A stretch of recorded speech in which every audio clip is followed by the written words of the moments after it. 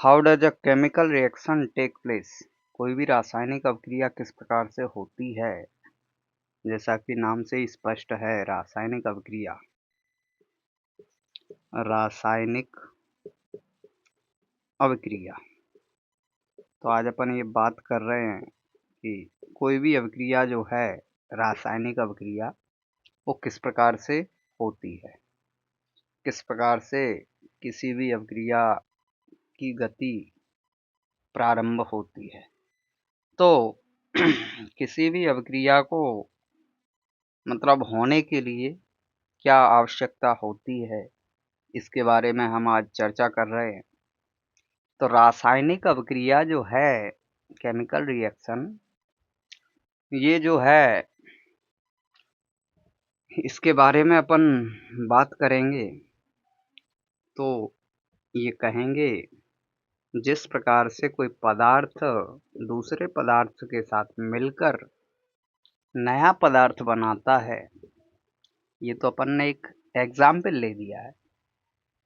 अपन ये बात कर रहे हैं कि जब दो या दो से अधिक पदार्थ आपस में मिलते हैं और मिलकर नया पदार्थ बनाते हैं तो उस प्रक्रम को अपन रासायनिक अभिक्रिया कहते हैं। ये तो परिभाषा है। What is chemical reaction? When two or more than two substance reacts together. जब दो या दो से अधिक पदार्थ आपस में क्रिया करते हैं, then it is called chemical reaction. तो इसे रासायनिक अभिक्रिया कहते हैं। अभी हम बात कर रहे हैं कि दो पदार्थ आपस में क्रिया करते हैं, ये तो ठीक है, परिभाषित कर दिया, डेफिनेशन तो ठीक है। But how does a chemical reaction take place? कोई भी रासायनिक अभिक्रिया होती किस प्रकार से है? तो रासायनिक अभिक्रिया को करने के लिए दो प्रकार के आयन चाहिए। एक होता है कैटायन, कैटायन, और दूसरा होता है एनायन, एनायन। कैटायन माने धनावेश और एनायन माने ऋणावेश। दो प्रकार के आयन होते हैं, एक धनायन होता है, एक ऋणायन होता है। जिस प्रकार से अब हम बात ये कर रहे हैं अब ये देखिए, ये पिछले टॉपिक्स में हमने क्लियर करवा दिया था कि मेंडलीव की जो पीरियोडिक टेबल है उसमें 118 एलिमेंट पाए जाते हैं। 118 एलिमेंट में से हाइड्रोजन को छोड़कर कुछ ऐसे एलिमेंट हैं जो प्लस बनाते हैं और कुछ ऐसे एलिमेंट हैं जो माइनस बनाते हैं। प्लस माने कैटायन और माइनस माने anion. When two or more than two substance reacts with together, then it is called chemical reaction. But how? Then we can say cation anion के बारे में अपन जान चुके हैं। अब अपन ये कहेंगे कि ये जो आवेश हैं, ये जो आयन हैं, इनमें आपस में क्या संबंध है? इनमें आपस में ये संबंध है कि समान आवेश कभी क्रिया नहीं करता है। प्लस कभी प्लस से क्रिया नहीं करेगा, माइनस कभी माइनस से क्रिया नहीं करेगा। केमिकल रिएक्शंस जब होती हैं तो प्लस वाला प्लस से कभी रिएक्शन नहीं करेगा, माइनस वाला माइनस से कभी रिएक्शन नहीं करेगा। रिएक्शन कब होती है? रिएक्शन तब होती है जब प्लस और माइनस साथ में हो या माइनस और प्लस साथ में हो। दो अट्रैक्ट्स ईच टुगेदर, माने ये जो आयन हैं इनका आपस में ये संबंध है, ये विपरीत होते हैं। एक प्लस हो दूसरा माइनस हो तो दोनों एक दूसरे को खींचते हैं, अपनी ओर आकर्षित करते हैं। और ये दोनों अगर समान हों, सेम हों, दोनों प्लस हों या दोनों माइनस हों, तो दोनों एक दूसरे को प्रतिकर्षित करते हैं, रिपल्सन करते हैं। तो कुल मिला के कहना ये है कि प्लस कभी प्लस से क्रिया नहीं करेगा, माइनस कभी माइनस से क्रिया नहीं करेगा। प्लस बनाता कब है? जब कोई एलिमेंट इलेक्ट्रॉन दान करता है तब प्लस बनाता है, दान करता है तब प्लस बनाता है। और माइनस कब बनाता है? जब कोई एलिमेंट इलेक्ट्रॉन ग्रहण करता है तब माइनस बनाता है। क्या इलेक्ट्रॉन और ग्रहण करना क्या, इलेक्ट्रॉन। तो कुल मिला के कहना ये है, एक इलेक्ट्रॉन देने वाला हो, दूसरा इलेक्ट्रॉन लेने वाला हो। भाई दोनों इलेक्ट्रॉन देने वाले हो जाएंगे तो फिर लेगा कौन, या फिर दोनों इलेक्ट्रॉन लेने वाले हो जाएंगे तो फिर देगा कौन। कुल मिला के कहना ये है कि एक इलेक्ट्रॉन दे रहा हो, दूसरा इलेक्ट्रॉन ले रहा हो। अदरवाइज एक इलेक्ट्रॉन ले रहा हो, दूसरा इलेक्ट्रॉन दे रहा हो, तभी वो रासायनिक अभिक्रिया संभव है। तो कुल मिला के ये बात तो क्लियर है कि प्लस हमेशा माइनस से रिएक्शन करता है, माइनस हमेशा प्लस से क्रिया करता है। बट हाउ, कैसे क्रिया करता है, तो इसके बारे में अपन चर्चा करते हैं। ये अपन जानकारी प्राप्त कर चुके हैं कि इलेक्ट्रॉन देने वाला इलेक्ट्रॉन लेने वाले से रिएक्शन करता है और इलेक्ट्रॉन लेने वाला इलेक्ट्रॉन देने वाले से रिएक्शन करता है।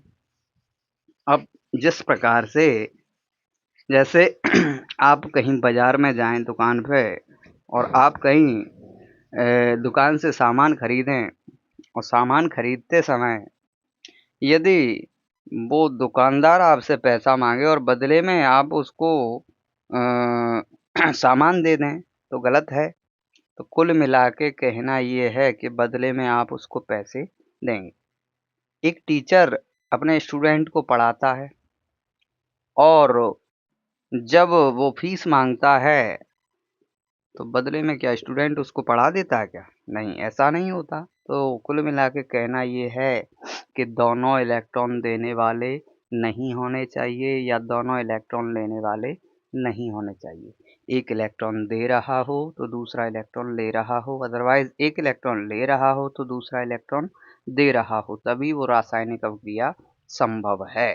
तो कल पिछले टॉपिक्स में हमने क्लियर करवाया था कि कौन से वे तत्व हैं, कौन से वे एलिमेंट्स हैं जो इलेक्ट्रॉन लेते हैं और कौन से वे एलिमेंट्स हैं जो इलेक्ट्रॉन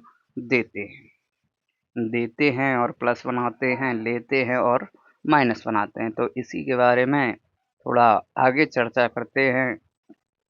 कल हमने बताया था कि सोडियम जो है इसका सिंबल होता है Na और इस पर एक प्लस चार्ज होता है, Na1+। This is called sodium. अब सोडियम जो है ये अगर रिएक्शन करे तो सोडियम से तो कर नहीं सकता, क्योंकि सोडियम प्लस बनाता है। प्लस कभी प्लस से रिएक्शन नहीं करता है, प्लस हमेशा रिएक्शन करता है माइनस से। अब ये देखिए, कुछ ऐसे हम एलिमेंट्स लिखते हैं जो माइनस बनाते हैं, जैसे क्लोरीन है 1- बनाता है, आयोडीन है 1- बनाता है, फ्लोरीन है 1- बनाता है, ब्रोमीन है 1- बनाता है। ये एलिमेंट्स हैं, इन्हें अधातुएं भी कहा जाता है। मेंडलीव की जो पीरियोडिक टेबल है उसमें कुल 118 एलिमेंट हैं, जिनमें से कुछ प्लस बनाते हैं तो कुछ माइनस बनाते हैं। अब ये देखिए सोडियम किस प्रकार से रिएक्शन करेगा। क्लोरीन से करवाई जाए अगर रिएक्शन, तो when sodium reacts with chlorine, this is called chlorine। Chlorine से अगर रिएक्शन सोडियम करे तो क्या बनेगा, sodium chloride NaCl, this is called sodium chloride. इसी प्रकार से potassium is represented by K and 1 इस पे प्लस चार्ज होता है, पॉजिटिव चार्ज होता है। और पोटेशियम अगर रिएक्शन करे आयोडीन से तो बनेगा पोटेशियम आयोडाइड Ki। इसी प्रकार से कुल मिला के रिएक्शन होती है। प्लस हमेशा माइनस से, माइनस हमेशा प्लस से रिएक्शन करता है। अब कोई भी रिएक्शन है उसको करने के लिए निम्नलिखित नियम होते हैं। There are many formulas, rules, formula नहीं रूल बोलेंगे। तो there are 3 rules for chemical reaction. First जो प्लस वाला होता है उसकी संख्या पहले लिखी जाती है, माइनस वाला होता है उसकी संख्या बाद में लिखी जाती है। दूसरा रूल ये है कि जो प्लस वाला है उसकी संख्या माइनस के लिए होती है और माइनस वाला है उसकी संख्या प्लस के लिए होती है। तीसरा ये है कि जो प्लस वाला है उसका नाम वही रहता है और माइनस वाला है उसका नाम चेंज हो जाता है। अब नाम चेंज कैसे होता है? जिस प्रकार से शादी होती है, लड़का का सरनेम वही रहता है, लड़की का सरनेम चेंज हो जाता है, ठीक उसी प्रकार से जब रिएक्शन होती है तो प्लस वाले का नाम वही रहता है और माइनस वाले का नाम चेंज हो जाता है। तो देखिए, इसको बोलते हैं सोडियम क्लोराइड। Sodium chloride. और इसको बोलते हैं, जो कि अभी बताया था, पोटेशियम आयोडीन से रिएक्शन करता है तो KI बनता है। इसको बोलते हैं पोटेशियम आयोडाइड। आयोडाइड। अब ये देखिए,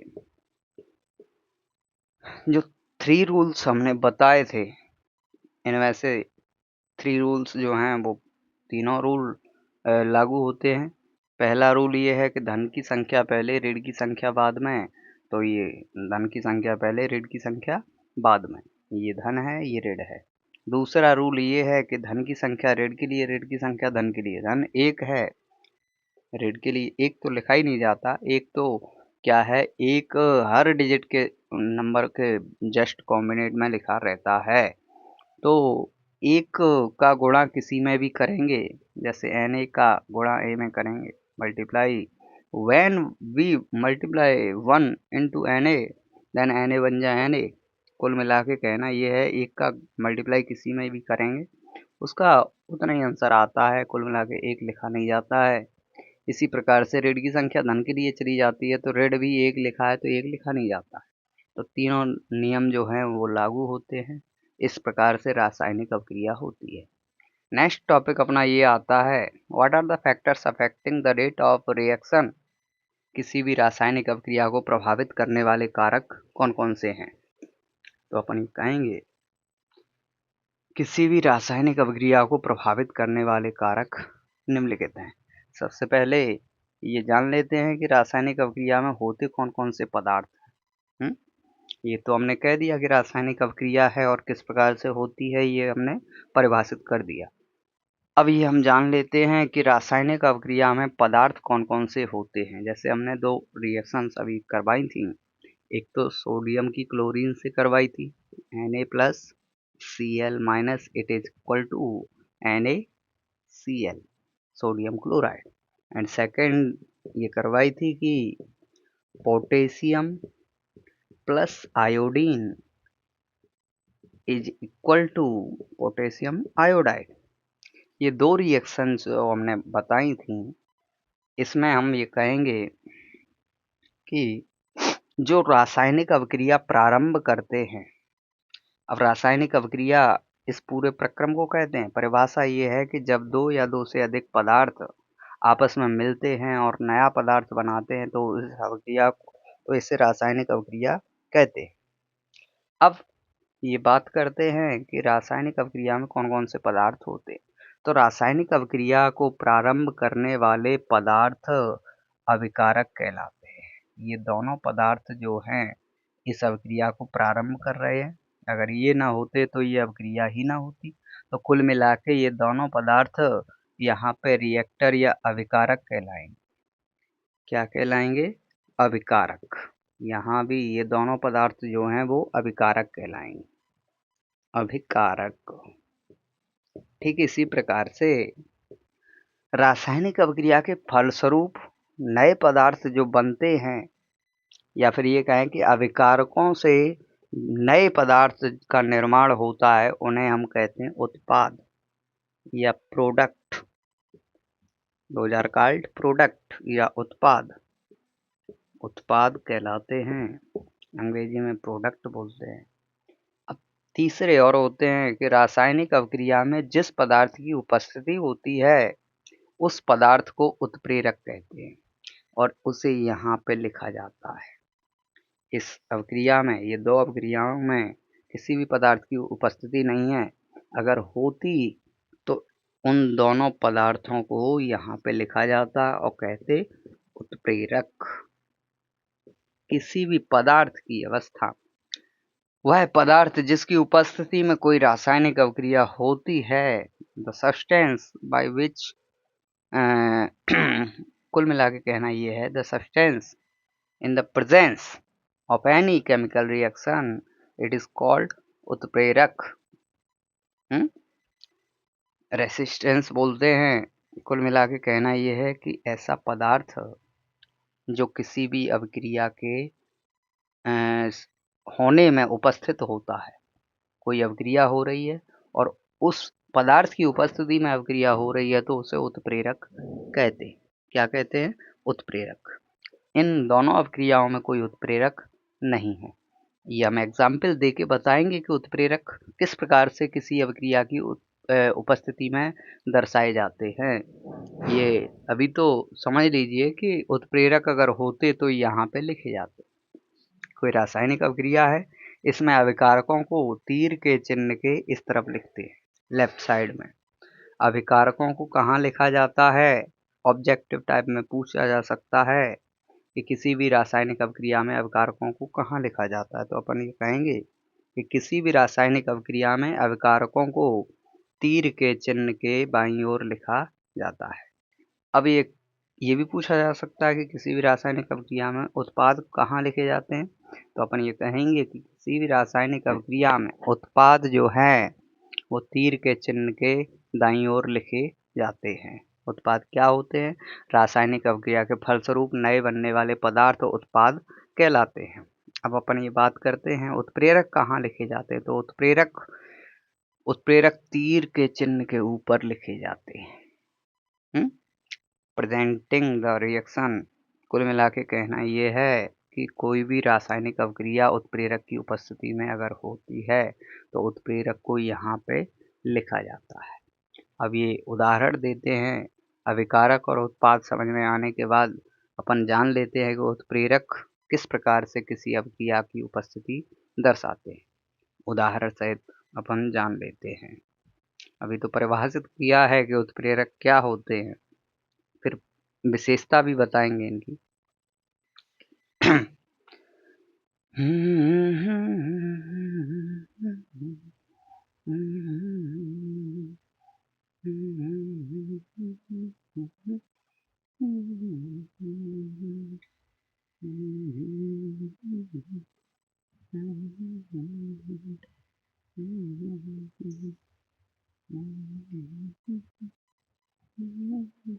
देखिए, क्लोरोफॉर्म का फॉर्मूला होता है CHCl3। CHCl3, this is called chloroform. Chloroform, haloform भी बोलते हैं इसे, क्योंकि हेलोजन तत्व क्लोरीन से बना है। ये सभी हेलोजन तत्व कहलाते हैं। फ्लोरीन, क्लोरीन, ब्रोमीन, आयोडीन, ये हेलोजन तत्व हैं। तो क्लोरीन हेलोजन तत्व है, इस वजह से इसको हेलोफॉर्म भी कहा जाता है। और क्लोरीन है इसलिए क्लोरोफॉर्म कहा जाता है। आयोडीन से बना होता है, यहाँ I3 होता तो अपन इसको आयोडोफॉर्म बोलते।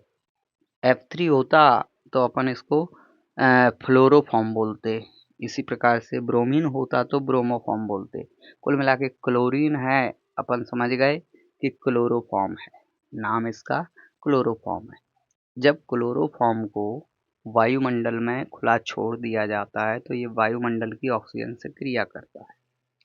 वायुमंडल की ऑक्सीजन से क्रिया करता है और सूर्य प्रकाश की उपस्थिति में, चूंकि वायुमंडल में खुला छोड़ दिया जाता है, सूर्य प्रकाश की उपस्थिति है। उपस्थिति से याद आया, उपस्थिति कुल मिला के कहना यह है कि जिस पदार्थ की उपस्थिति में कोई अभिक्रिया होती है उसे यहाँ लिखा जाता है और उत्प्रेरक कहा जाता है। और उपस्थिति अभी बताई थी हमने सूर्य प्रकाश की, सूर्य प्रकाश की। तो क्लोरोफॉर्म को जब सूर्य प्रकाश की उपस्थिति में खुला छोड़ दिया जाता है तो ये वायु से क्रिया करता है। वायु से क्रिया करने के बाद अत्यंत विषैली गैस फास्जीन बनाता है। क्या बनाता है? फास्जीन। फास्जीन का निर्माण करता है जो अत्यंत विषैली गैस है। विषैली गैस है, जहरीली गैस है। अब ये देखिए कि क्लोरोफॉर्म किस प्रकार से फास्जीन बनाता है।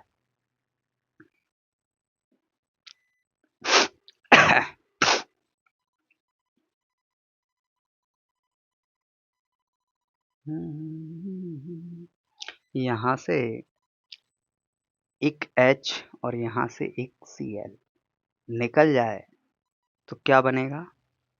HCl। माने कुल मिला के कहना ये है, विलोपन अवक्रिया है जब एक ही पदार्थ से दो तत्व निष्कासित होते हैं। जब एक ही पदार्थ से दो तत्व या समूह निष्कासित होते हैं तो ऐसी अवक्रियाएं विलोपन अवक्रियाएं कहलाती हैं। तो ये बात तो क्लियर है कि विलोपन अवक्रिया है, लेकिन अपन ये जान लेते हैं कि यहाँ से H और यहाँ से Cl अगर निकल जाए तो HCl बनेगा, हाइड्रोजन क्लोराइड। ये अम्ल के रूप में भी पाया जाता है और गैस के रूप में भी पाया जाता है। जब गैस के रूप में पाया जाता है तो हाइड्रोजन क्लोराइड बोलते हैं, और अम्ल के रूप में पाया जाता है तो हाइड्रोक्लोरिक एसिड बोलते हैं। ये हमारे आमाशय में पाया जाता है, और आमाशय में जो भोजन आता है पाचन के लिए उसमें उपस्थित हानिकारक जीवाणुओं को मार देता है। इस प्रकार से भोजन को पचाने में सहायता करता है, लेकिन इसकी अधिक मात्रा हो जाती है तो अपच बन जाती है, अपच हो जाती है। अपच माने खाना जो है पचता नहीं है। फिर अपच के उपचार में हम एंटासिड का उपयोग करते हैं। एंटासिड हिंदी में इसको प्रति अम्ल बोलते हैं, प्रति अम्ल। तो ये बात क्लियर है कि अपच के उपचार में एंटासिड का उपयोग या प्रति अम्ल का उपयोग करते हैं। अब ये अवक्रिया अधूरी नहीं, H और Cl निकल गया, अब बचा क्या है? यहाँ से H रिमूव हो गया तो C बचा है, और यहाँ पे एक Cl निकल गया तो दो Cl बचा है, और यहाँ पे दो O बचा है, तो बनता है CO। यहाँ से H की जगह O आ जाता है, CO, और Cl बचा है अपने पास Cl2। इसका नाम है फास्जीन। ये अत्यंत जहरीली गैस है, इसको बोलते हैं कार्बोनिल क्लोराइड या फास्जीन बोलते हैं। क्या बोलते हैं? फास्जीन। अब ये समीकरण जो है, रासायनिक अवक्रिया जो है वो संतुलित नहीं। This chemical reaction is not balanced. इसमें यहाँ पे कार्बन एक है और यहाँ पे कार्बन एक है, यहाँ पे H एक है और यहाँ भी H एक है, H और C पूरे हैं। यहाँ पे क्लोरीन एक तीन है और यहाँ पे क्लोरीन दो और एक तीन है, क्लोरीन भी पूरे हैं, बट यहाँ पे ऑक्सीजन दो है और यहाँ पे ऑक्सीजन एक है। ऑक्सीजन की वजह से ये अवक्रिया पूरी संतुलित नहीं, ये रासायनिक समीकरण संतुलित नहीं है। इसे संतुलित करना अत्यंत आवश्यक है। तो कुल मिला के कहना ये है कि ऑक्सीजन यहाँ पे दो है और यहाँ पे एक है, ऑक्सीजन को पूरे कराना है। किसी भी रासायनिक समीकरण को लिखने के लिए ये अत्यंत आवश्यक होता है कि जितने तत्व दाईं ओर हैं उतने ही बाईं ओर होने चाहिए। तो कुल मिला के यहाँ पे ऑक्सीजन दो है और वहाँ पे ऑक्सीजन एक है, इसको बैलेंस करने के लिए अपन यहाँ पे आधा लिख देते हैं। और अपन सब जानते हैं कि आधा जो है उसका गुणा दो में करेंगे, व्हेन आधा into two it is equal to 1, माने आधा प्लस आधा बराबर 1।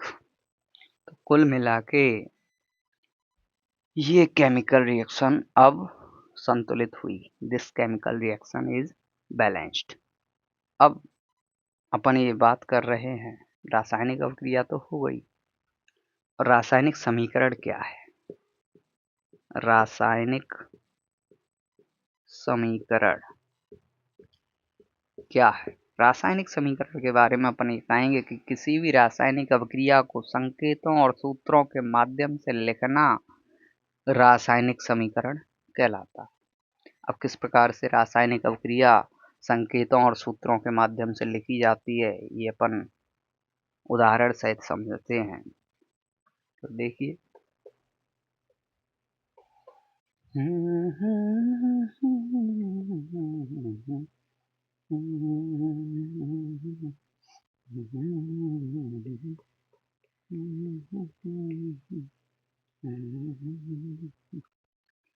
राधे राधे राधे राधे। देखिए किस प्रकार से रासायनिक अभिक्रिया को समीकरण के रूप में लिखते हैं। पहले हम रासायनिक अभिक्रिया लिखेंगे, फिर रासायनिक समीकरण। देखिए barium chloride, when barium chloride reacts with aluminium sulfate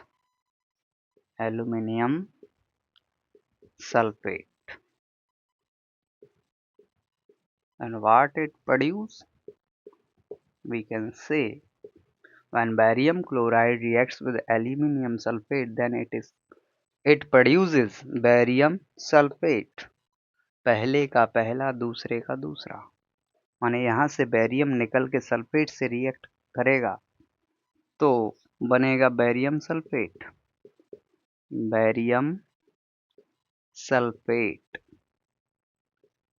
और साथ में बनेगा aluminium chloride. What? Aluminium chloride. तो अपन ये कहेंगे कि ये रासायनिक अभिक्रिया जो है किस प्रकार की है, एल्यूमिनियम सल्फेट। तो देखिए when barium chloride reacts with aluminium sulfate then it produces barium sulfate and also aluminium chloride and also aluminium chloride। अब ये देखिए ये अभिक्रिया जो है किस प्रकार की अभिक्रिया है, रासायनिक अभिक्रियाएं हैं। तो देखिए यहाँ से बैरियम जो है एल्यूमिनियम से को हटा के एल्यूमिनियम को विस्थापित करके सल्फेट से रिएक्शन कर रहा है तो बैरियम सल्फेट बन रहा है।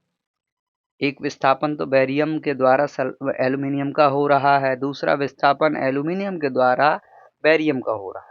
तो कुल मिला के जब किसी अभिक्रिया में दो पदार्थों का विस्थापन होता है तो वो अभिक्रिया द्विविस्थापन अभिक्रिया कहलाती है। कौन सी अभिक्रिया कहलाती है? द्विविस्थापन अभिक्रिया। तो ये अभिक्रिया जो है द्विविस्थापन प्रकार की अभिक्रिया है। अब इसका समीकरण देखते हैं। ये तो बात क्लियर है कि रासायनिक अभिक्रिया द्विविस्थापन है और ये भी ठीक है कि किसी भी रासायनिक अभिक्रिया को संकेतों और सूत्रों के माध्यम से लिखना रासायनिक समीकरण कहलाता है। अब कहलाता कैसे है तो इसका उदाहरण भी देख लेते हैं। बैरियम क्लोराइड का फॉर्मूला होता है BaCl2। This is called barium chloride. और एल्यूमिनियम सल्फेट का फॉर्मूला होता है Al2SO4 का होल थ्राइस। ये एल्यूमिनियम सल्फेट का फॉर्मूला होता है और ये बैरियम क्लोराइड का फॉर्मूला होता है। तो when barium chloride reacts with aluminium sulfate then it produces barium sulfate and aluminium chloride। देखिए बैरियम सल्फेट बनाता है तो बैरियम सल्फेट यहाँ से बैरियम निकलेगा, यहाँ से सल्फेट से रिएक्शन करेगा तो बनेगा बैरियम सल्फेट BaSO4 और साथ में बनता है एल्यूमिनियम क्लोराइड। एल्यूमिनियम क्लोराइड यहाँ से एल्यूमिनियम निकलेगा, यहाँ से क्लोरीन तो बनेगा एल्यूमिनियम क्लोराइड AlCl3। अब ये बताएंगे अभी कि किस प्रकार से ये फॉर्मूले बनाए। पहले इस इक्वेशन को बैलेंस कर लेते हैं।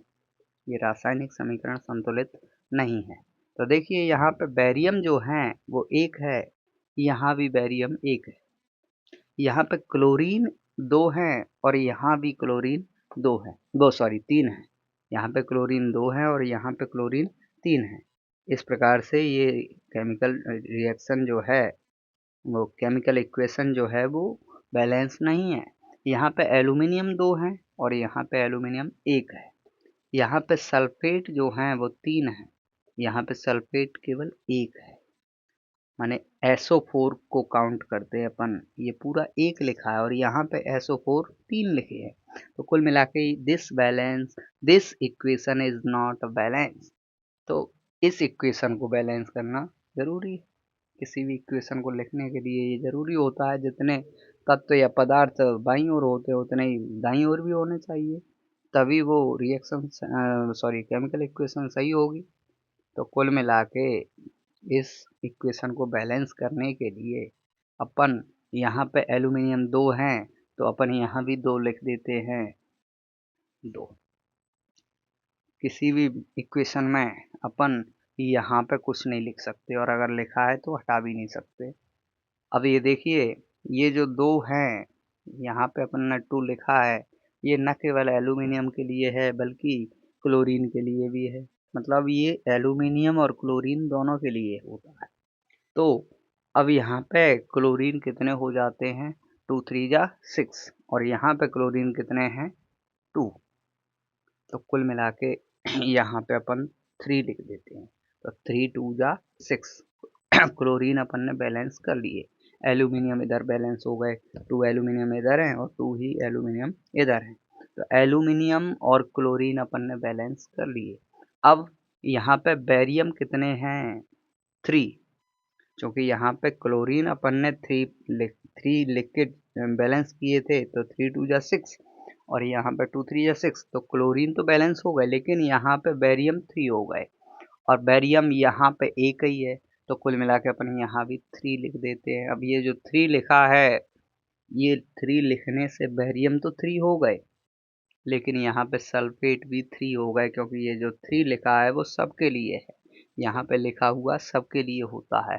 तो कुल मिला के यहाँ पे सल्फेट 3 हो गए, तो यहाँ भी तो सल्फेट 3 है अपने पास। तो अब ये रिएक्शन जो है, इक्वेशन जो है वो बैलेंस है।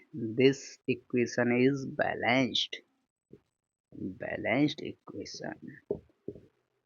अब इस इक्वेशन को बैलेंस करने के बाद अपन ये बात करते हैं कि फॉर्मूले बनाए कैसे जाते हैं।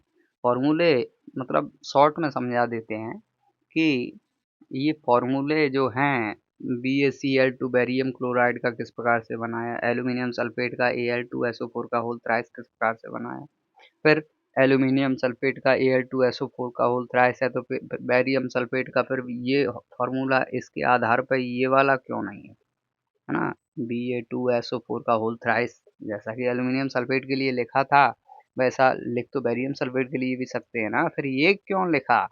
तो कुल मिला के ये फॉर्मूले इस तरह से नहीं बनाए जाते हैं।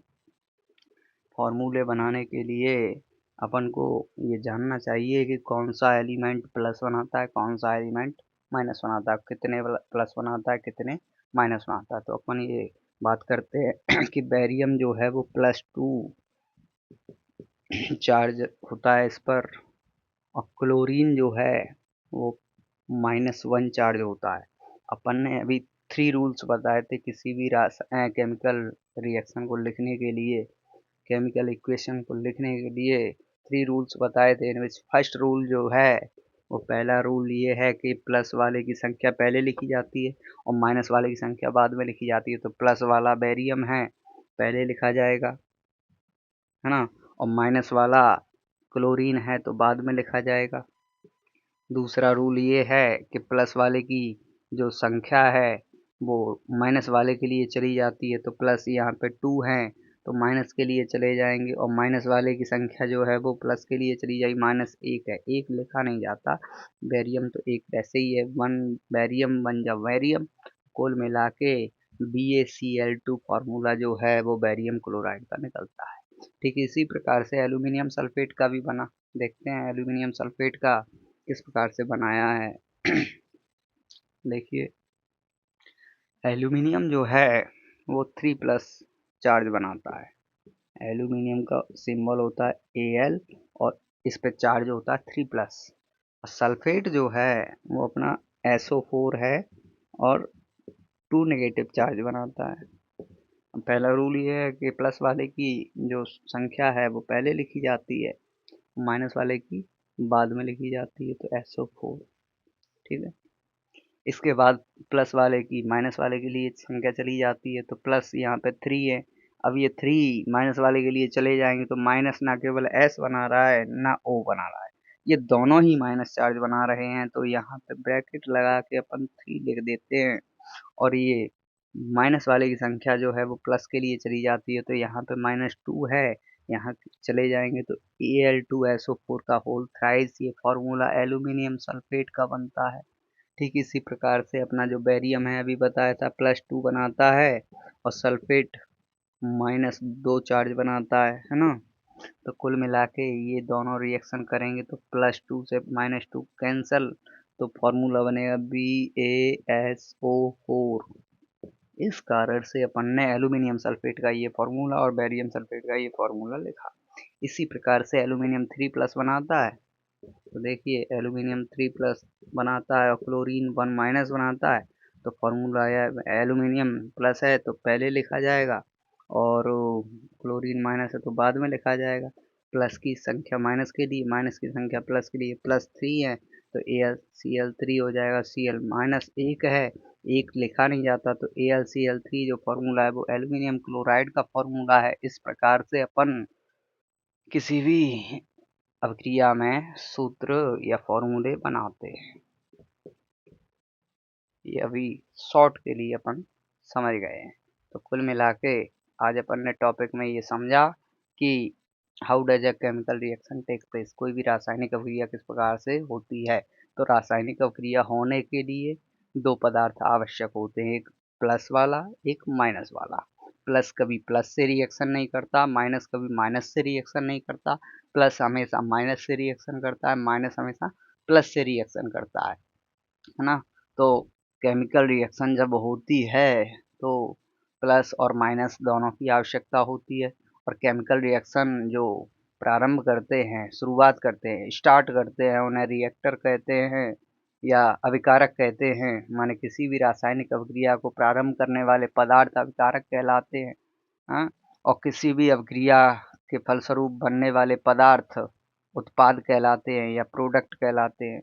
किसी भी रासायनिक अभिक्रिया जिस पदार्थ की उपस्थिति में होती है उसे उत्प्रेरक कहते हैं। उत्प्रेरक माने जिस पदार्थ की उपस्थिति में कोई अभिक्रिया होती है उसे उत्प्रेरक कहते हैं। जैसे उदाहरण हमने लिया था, क्लोरोफॉर्म को वायुमंडल में खुला छोड़ देते हैं तो वह विषैला हो जाता है और फास्जीन का निर्माण बना करता है। तो कुल मिला के उत्प्रेरक यहाँ सूर्य प्रकाश है, क्योंकि सूर्य प्रकाश की उपस्थिति में यह अभिक्रिया हो रही है। फिनॉल को वायुमंडल में खुला छोड़ देते हैं तो यह गुलाबी रंग का हो जाता है और फिनोक्विनोन बनाता है। इस प्रकार से अपन ये कह सकते हैं कि फिनॉल का ऑक्सीकरण होता है तो उसमें उपस्थिति सूर्य प्रकाश की है, तो उसमें उत्प्रेरक जो है वो सूर्य प्रकाश है। इस प्रकार से किसी भी अभिक्रिया में निम्न पदार्थ होते हैं क्या? अभिकारक, उत्पाद और उत्प्रेरक, है ना। अब अपन ये बात कर रहे हैं कि what are the factors affecting the rate of reaction, किसी भी रासायनिक अभिक्रिया को प्रभावित करने वाले कारक क्या होते हैं। तो रासायनिक अभिक्रिया को निम्नलिखित कारक प्रभावित करते हैं, इसके बारे में अपन जान लेते हैं कि रासायनिक अभिक्रिया को कौन कौन से कारक प्रभावित करते हैं।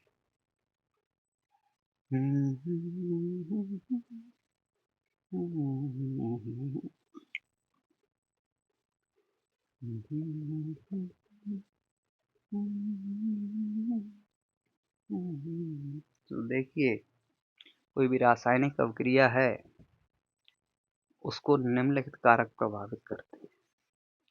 पहला होता है उत्प्रेरक की उपस्थिति।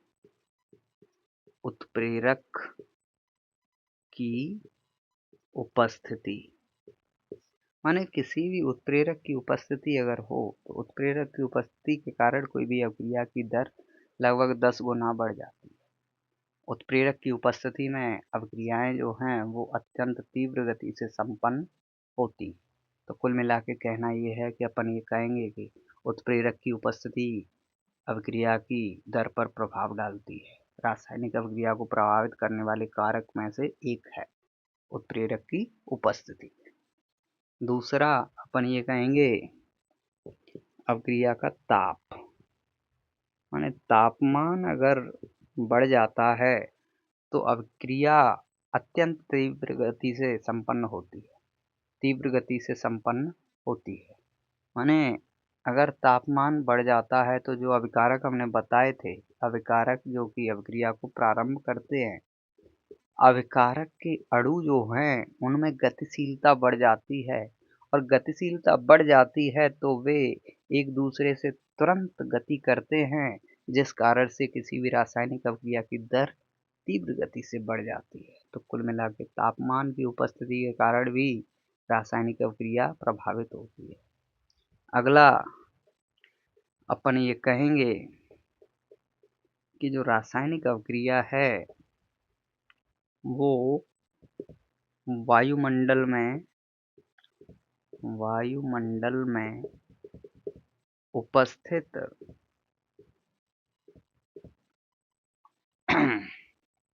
अशुद्धियों के कारण भी प्रभावित होती है। माने वायुमंडल में जो अशुद्धियां हैं वो रासायनिक अभिक्रिया को प्रभाव करती हैं। जैसे संक्षारण की क्रिया है, संक्षारण एक रासायनिक प्रक्रिया है। संक्षारण में ये बताया जाता है कि लोहे की जो सतह है या किसी भी धातु की, लोहा तो एक उदाहरण ले दिया क्योंकि उसमें संक्षारण तीव्र गति से पाया जाता है, तेजी से पाया जाता है। संक्षारण का अर्थ है किसी भी धातु की सतह का धीरे धीरे क्षरण होना, और क्षरण होता कैसे? वायुमंडलीय कारक के द्वारा, वायुमंडलीय कारक के द्वारा। वायुमंडलीय कारक क्या होते हैं? वायुमंडल में सूर्य प्रकाश की उपस्थिति है, और जल की उपस्थिति है, घुली हुई गैसें हैं, विभिन्न प्रकार के पदार्थ हैं, सूक्ष्म जीव हैं। तो कुल मिला के कहना ये है कि किसी भी वायुमंडलीय कारक के द्वारा किसी भी धातु की सतह का धीरे धीरे क्षरण माने नष्ट होना, धातु की सतह का नष्ट होना, क्या होना? नष्ट होना संक्षारण कहलाता है। तो अपन ये कह सकते हैं कि वायुमंडल में उपस्थित अशुद्धियों के कारण भी रासायनिक अभिक्रिया प्रभावित होती है। जिस प्रकार से संक्षारण है, संक्षारण की अभिक्रिया जो है, हम संक्षारण का अर्थ समझ चुके हैं कि धातु का क्षरण होना अर्थात जंग लगना। जैसे लोहे में जंग लग जाती है, और लोहे में जंग लगती है ये बात क्लियर नहीं है, लोहे की सतह पर जंग लगती है। तो अर्थात अपन ये कहेंगे लोहे पर जंग लगना। तो लोहे की सतह पर जंग लगना संक्षारण की क्रिया है, और जो कि रासायनिक अभिक्रिया है। तो अपन ये कहेंगे कि वायुमंडल में उपस्थित अशुद्धियों के कारण रासायनिक अभिक्रिया प्रभावित होती है। तो ये क्लियर है टॉपिक कि कोई भी रासायनिक अभिक्रिया को प्रभावित करने वाले कारक निम्नलिखित हैं। वे कारक निम्नलिखित हैं जो कि रासायनिक अभिक्रिया की दर को प्रभावित करते हैं। पहला अपन ये कहेंगे कि उत्प्रेरक की उपस्थिति के कारण रासायनिक अभिक्रिया की दर प्रभावित होती है। तापमान के कारण रासायनिक अभिक्रिया की दर प्रभावित होती है। वायुमंडल में उपस्थित अशुद्धियों के कारण रासायनिक अभिक्रिया प्रभावित होती है। कुल मिला के रासायनिक अभिक्रिया की दर को प्रभावित करने वाले कारक हमने समझ लिए। तो ये टॉपिक क्लियर होता है। आज के लिए इतना ही क्लियर है। नमस्कार सभी को।